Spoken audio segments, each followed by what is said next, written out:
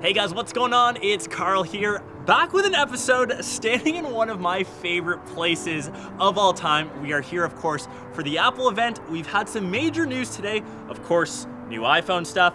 This video, though, is all about Apple Watch Series 5. We have a new one, not redesigned, because last year we had the Series 4 with, of course, the new watch sizes. That stays the same this year with Series 5. We've got this amazing Apple music playing in the background if you guys can hear it.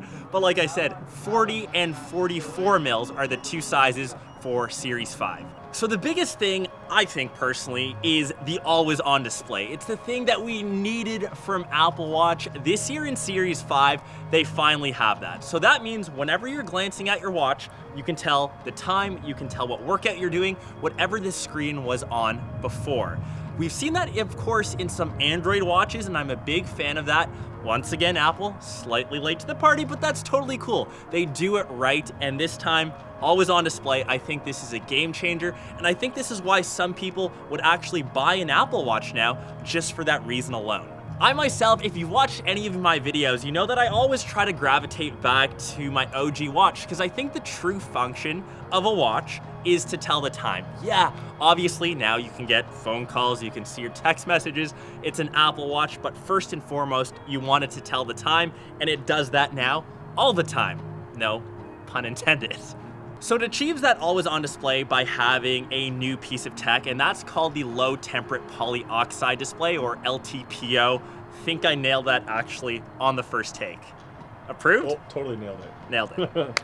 And typically a screen refresh rate is around 60 hertz on a normal Apple Watch, and it has that all the way down to 1 hertz. And that's really important with battery saving, because if you have a display that's always on, you obviously need your battery to still have that all-day performance, which the Series 5 still does, which is awesome, and I think a lot of people were worried about that. You still get that same 18-hour all-day battery life that will probably even last you a day and a half, depending on use. You also have a new built-in compass, so now you can, if you're lost in Steve Jobs Theater, you're lost out here in Apple Park, you can locate exactly where you are. Apple also made a big emphasis, not just on the Apple Watch, but across its entire range, on recycled aluminum. And that comes to the Series 5.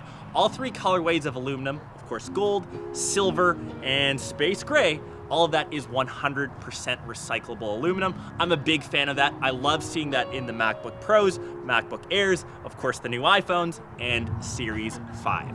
In addition to the aluminum, you also have stainless steel for a bit more of a premium finish. I think a lot of people are looking to the new finish color way, I guess. It's titanium. That comes in two, of course, options, the dark black brushed or the traditional titanium.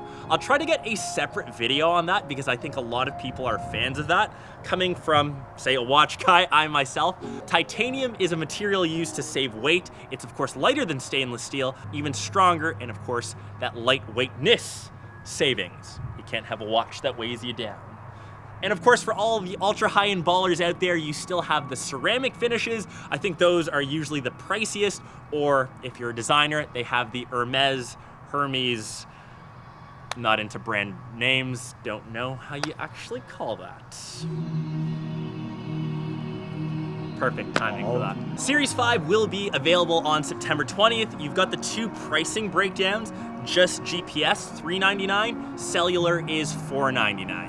So essentially the 5 is replacing Series 4. Series 3 is now dropping to $199 as their entry level, I guess, Apple Watch. And they also have a dope new announcement, which was building your own band inside of an Apple store. I think that's called the Apple Watch Band Studio. I think that was the biggest complaint from customers, why they couldn't mix and match watch bits. So now if you check out your local Apple store, you can build a strap to your heart's content and have a truly customized piece for your Apple Watch.